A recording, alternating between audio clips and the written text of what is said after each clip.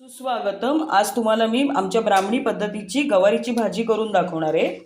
तर चला तर मग रेसिपीला सुरुवात करूया। सर्वप्रथम मी इथे गवार बारीक अशी निवडून स्वच्छ धुवून घेतलेली आहे आणि पुन्हा पाण्यामध्ये घातली आहे। त्यानंतर एक मोठा बटाटा अशा ओबडधोबड आकारामध्ये चिरून घेतलाय ह्याच्यामध्येच। त्यानंतर आता आपण मसाल्यांकडे वळूया।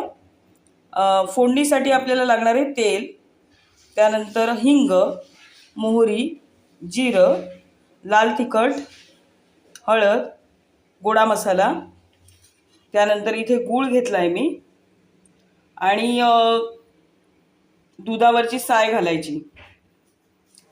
चला तर मग आता आपण चवीपुरतं मीठ घेतलंय। रेसिपीला सुरुवात करूया। सर्वप्रथम या ठिकाणी मी कुकर ठेवलाय। कुकरमध्ये मी तेल घालून घेणार आहे। कुकरमध्ये मी तेल घालून घेतलंय। त्याच्यामध्ये मोहरी घालूया, थोडंसं जिरं घालूया,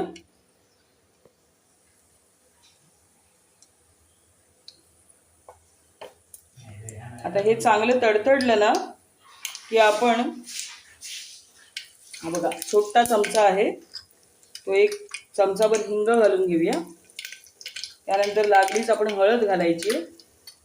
आता आपण ही जी गवार या ठिकाणी धुवून ठेवली आहे असा आवाज आला पाहिजे ती घालून घ्यायची अशा प्रकारे।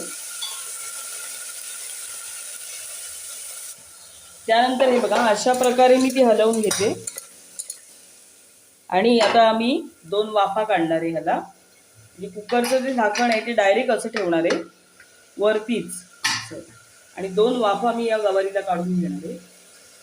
तर भेटूया आपण एक 5 मिनिटांनी। हे बघा ऑलरेडी एक वाफ आलेली आहे। आता अशा प्रकारे मी ही भाजी हलवून घेणार आहे आणि पुन्हा झाकण ठेवणार आहे असं वरच्यावर। हे बघा दुसरी देखील वाफ आलेली आहे, बघू शकता तुम्ही। आता आपण सगळे मसाले घालून घेऊया।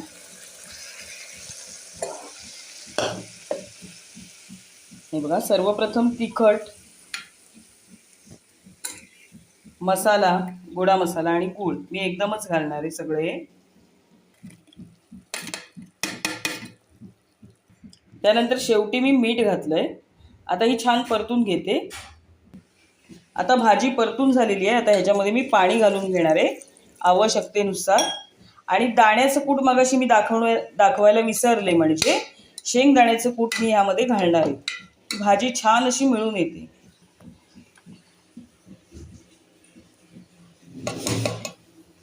छान असं शेंगदाण्याचं कूट घातलंय। आता पुन्हा हे मी चांगलं असं मिक्स करून घेणार आहे आणि कुकरचं झाकण लावून देणार आहे। आता याच्यामध्ये मी गार्निशिंगसाठी कोथिंबीर वगैरे काही वापरणार नाही, कारण आम्हाला कोथिंबीर नाही आवडत गवारीच्या भाजीमध्ये, त्यामुळे मी अशीच सर्व करणार आहे।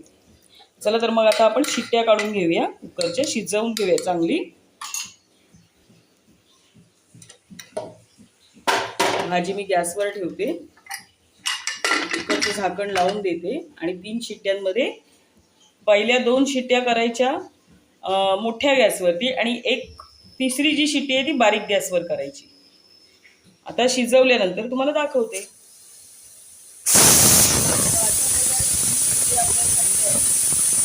10 मिनिटांनी आपण कुकर उघडणार आहोत। तर ही पहा अशा पद्धतीने आपली गवारीची भाजी झालेली आहे। कन्सिस्टन्सी बघू शकता तुम्ही, जास्त पातळ पण नाही आहे, जास्त घट्ट पण नाही आहे। तर ही आमच्या ब्राह्मणी पद्धतीची गवारीची भाजी तुम्हाला कशी वाटली ते मला कमेंट करून नक्की सांगा।